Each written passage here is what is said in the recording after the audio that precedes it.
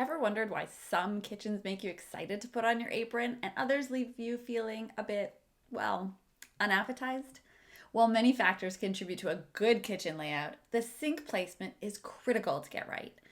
I'm about to spill the beans on why your sink location will determine whether your kitchen is a culinary command center that'll actually make you love cooking again or leave you feeling watered down. Get ready to dive into the nitty gritty of sink placement, the good, the bad, and apart from choosing black, there really is no ugly. But you know what? That's a different post.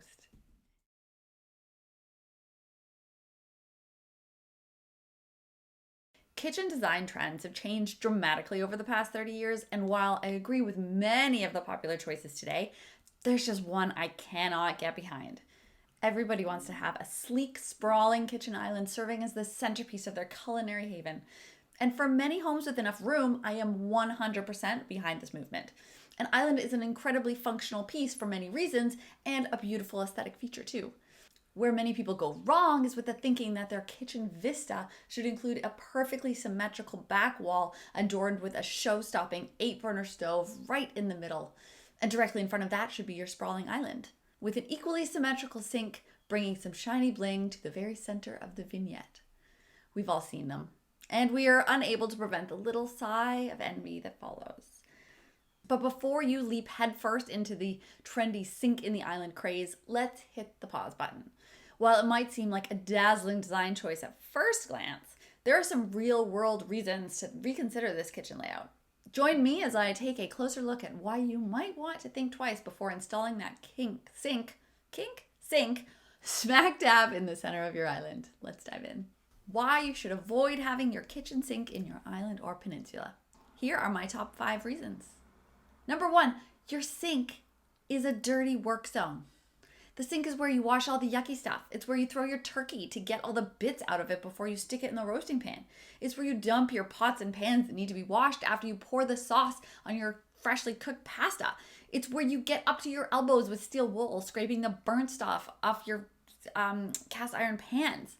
There are splashes, there are grease splatters, there's crumbs and food spills from loading all the dirty plates and cutlery and stuff into your dishwasher right next to the sink.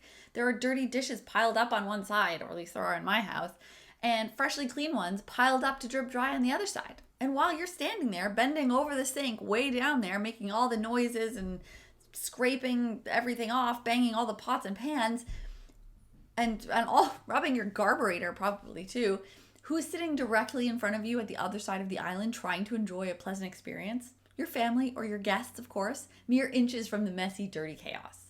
Imagine your kids sitting across from you actually trying to do their homework for once. Just go with me here. I know this is probably not the case. And their computer is just getting splashed with all your dirty chicken water. You can't blame the hungry dog this time when they don't throw in their homework. When they don't turn in their homework. Number 2, the sink work zone is actually 250 to 300% of the sink size.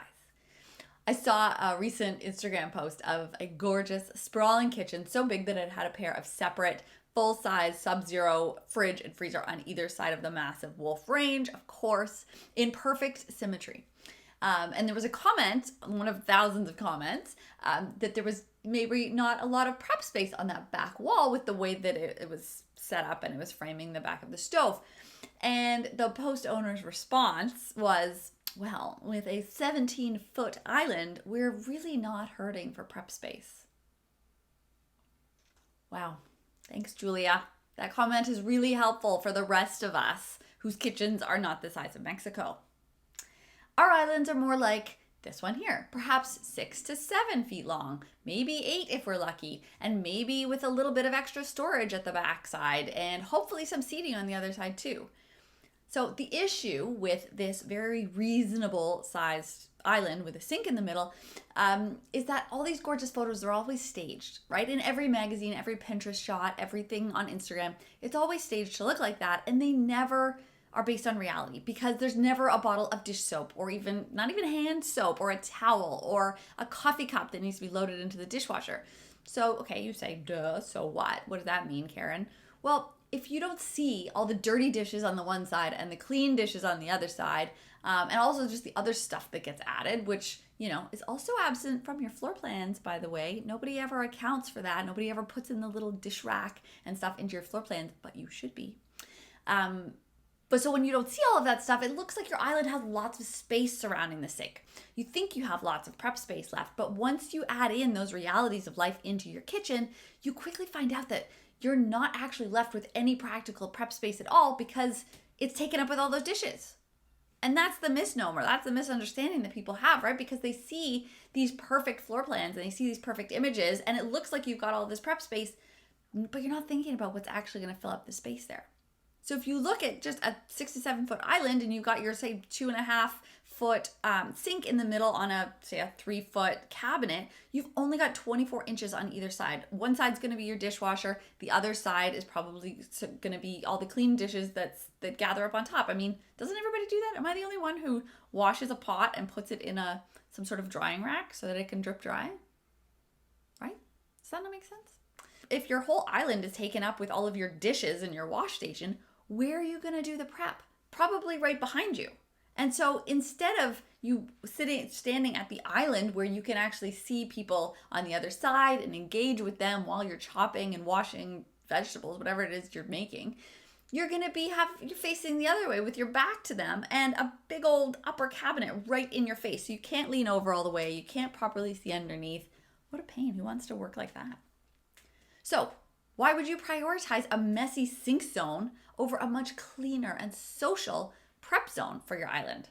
7 feet of clear prep space would be an absolute dream for anyone who loves to create in the kitchen. Can you imagine having that? I mean, I can imagine it in my head, and I'm going to have it soon when I finish this renovation, and it's going to be glorious. Number 3, your workstations are in conflict. When you're standing at your stovetop, stirring your bechamel sauce so that it doesn't burn, and you turn around to look at your guests happily sitting at the island, which is directly behind you, do you want to look across your dirty sink full of dishes? I don't think so. Or do you want to shout past the person who's standing at the sink washing those dishes for you and making all the noise while you're trying to have a conversation? Both are a big no. The 2 stations are way too close together. Having it be symmetrical like that and having the stove right there and then just 4 feet or maybe even less to having another person majorly washing dishes right there, it's not a good flow. Because even if you have ample space, like 4 or even 5 feet, you're just still back to back, so it's still a bit of a conflict. Reason number 4 is that it creates more floor mess. People never think of this one. But it's actually really huge because the biggest spills and sources of mess actually come from transporting things from your stovetop over to your sink to be washed. So picture that, right? You're at your stovetop, you've just created, maybe it's a pork tenderloin, and you've got your nice sauce there, and you're deglazing your pan with all that juicy, oniony, glorious goodness. And you put all the sauce on the plate and you finish prepping all of the meals, and then you go to lift your pot over pan, whatever, over to the sink. All that juice is dripping down across your floor. Why? So instead of carrying your dirty pots and pans across your floor, why not just carry that pot along the countertop to where your sink is? On the same countertop, on the same stretch of the back. That's so that it's adjacent to your stove instead of across from it. Any drips then are on your countertop instead of on the floor, which is much easier to see and clean. And sure, maybe the mess isn't the worst thing to happen, but picture this. You're busy boiling pasta water. You're right at the end of, getting your pasta ready to go. Your sauce is there. So you go to pick up your boiling pot of huge pasta water and you turn around to dump it down the sink. And of course, my kids stand directly behind me every time I'm at the stove or doing anything dangerous. They stand right behind me so that I can trip over them and pour the pot of boiling water all over them. This is what happens to me. Picture that. That's the problem. But if you're moving side to side to dump out your pot, you can see because it's in your peripheral vision. You just cannot see behind you. This is a real scenario. It's not safe. And number 5, it draws attention to the messy zone. I'm not going to repeat my dramatic monologue from point number 1, since we know how messy the workstation is already, so I'm not going to go over that again. But it's important to point out that beyond the fact that it's just unpleasant for people sitting at the island with you, it's also just a big visual blob where you would rather see something clean and mess free. So it's just the simple fact that when you have, dirty dishes and stuff piled up on your counter, it's less noticeable when that counter is up against a wall or, ideally a window, out of the way than when it's right in front of you in the island. It's much more of an eyesore. And that same thing goes for all the splashes and the blobs and crumbs and, when you've got a turkey in the sink, all that stuff that's going to be right in your island is so much more visible because it's closer to the other people who are walking past and enjoying the kitchen, especially when they're sitting in your island, at your island, looking at you. And it's all that stuff is showcased. Why would you want to have all your messy stuff showcased when you could put it further away in a sort of dedicated wash station that's not as obvious? So yeah, it's hard to keep your sink area clean. I mean, you wash one dish and there's splashes everywhere. I mean, is that only me? Am I the only messy one here? I don't know. But anyway, I find that really annoying. So here are just a few other considerations for placing your kitchen sink that you might want to consider. These are not necessarily go or no-go decisions, but they're considerations. So the aesthetic disruption. So when most people put in an island, they go and they pick out this beautiful countertop, whatever style it is of your home and your preferences, whatever it is. It's a beautiful feature. Probably people are spending, thousands and thousands of dollars on their slab, or even if it's a laminate or something, you're picking something that you love. And so placing your sink front and center in that is just diverting attention away from that big, beautiful feature and looking at your dirty sink. Storage is a consideration. Islands can provide a lot of really valuable storage, especially when it's directly across from your stovetop. So all of your pots and pans can be in there, and then it's a quick transition to just turn around and reach all of those items because they're like an island is a perfect spot for those items to go. But if your island right across from your stovetop is full of your sink cabinet and your dishwasher and what else? Just other stuff. Probably your garbage bins are going to be right there too because that's your whole wash station. If that's what takes up your full 7-foot island, where are all your pots and pans going? All of a sudden they have to go much further along on your other wall cabinet. So away from where your actual stove is. So, I mean, I just don't see how that's a good use of storage space.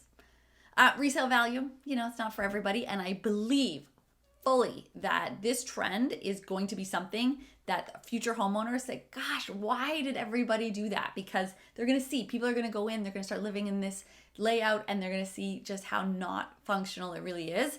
And they're going to start to hate it. And then the future generation who's buying up all these houses, not going to want to buy them because it's going to be a pain in the butt to move all the plumbing and reconfigure all these very expensive kitchens. So consider that.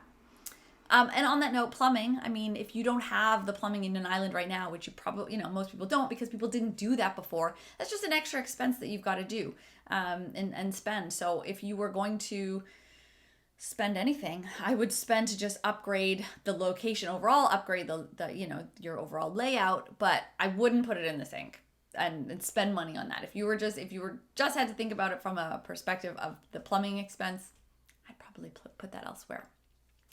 So where is the best place to put your kitchen sink instead of in your island? The best place, hands down, is adjacent to your stove on the same wall, which should be an exterior wall. I'm going to talk about this more in a couple weeks. I'm coming out with the best, hands down, kitchen layout of all time. And I'm going to come out with that in a couple of weeks. And this is where the sink is. It is adjacent to the stove. So not right next to it because you need a little bit of space in between, but right along the same wall. Both should be on an exterior wall on the same side. This is very important. Watch out for this post in a couple of weeks. Also, it should be under a window whenever humanly possible. If there is no window there, put one in. It's just that simple. It's on an exterior wall. Spend the money. Put in a window there because you need the light. You need to be able to see if you're actually cleaning the dishes. You need to be able to see all those nasty oil stains and everything that's left on there when, your partner doesn't clean the other side or clean the actual handles of things. Those can happen and you want to be able to see all those little dirt marks. So right in front of a window is great. And that way, if you're, you can be entertained because you know what it's like. You can just sort of mindlessly drift off and be cleaning but thinking about something else. And especially if you're watching your kids in the back or something like that, it's really convenient rather than staring at a wall. And finally, the thing that you would want to do if you can is make this a dedicated cleanup zone. So away from everything else. That's the key, is away from, your stove area, your fridge area. You want to make it in your own special little zone over there, somewhere away from everything. Close, not too far, but still just a dedicated cleanup zone. And that's going to work so much better for you. Okay, so your key takeaway thought. In a nutshell, while the initial allure of a symmetrical sink and island design is undeniable, there are practical considerations that deserve a front row seat. From the struggle to keep it sparkling clean to the unexpected splash zone and the ongoing battle of zones with no actual prep space, there's a lot more to this design decision than meets the eye. So before you dive headlong into the island sink trend, take a moment to weigh the pros and cons and see if it's really right for you. Your kitchen should be a culinary oasis, not a waterlogged battleground. So in the end, this decision to have a sink in your kitchen should be a well-considered one. It should take into account not only the visual aesthetics, but also just the practical decisions of your day-to-day life and how you use your space. At the end of the day, some of the really smallest kitchens just won't have an alternative. If you don't have enough exterior wall to put both a kitchen sink and a stove, you've got to put the stove in because that really needs to vent to the exterior, and you definitely want to have a stove on the exterior wall instead of in the island. That'll be a different post. I'll talk about that more, but definitely not the stove in the island. Please don't do that. So at least if you have to put something in the island, make it the sink. But in an ideal world, I would never recommend that. But it is your space and you have to do what's right for you. So hopefully this was helpful for you in making your decision. I can't wait to see your layouts. Send it to me and ask me any questions you want. Thanks.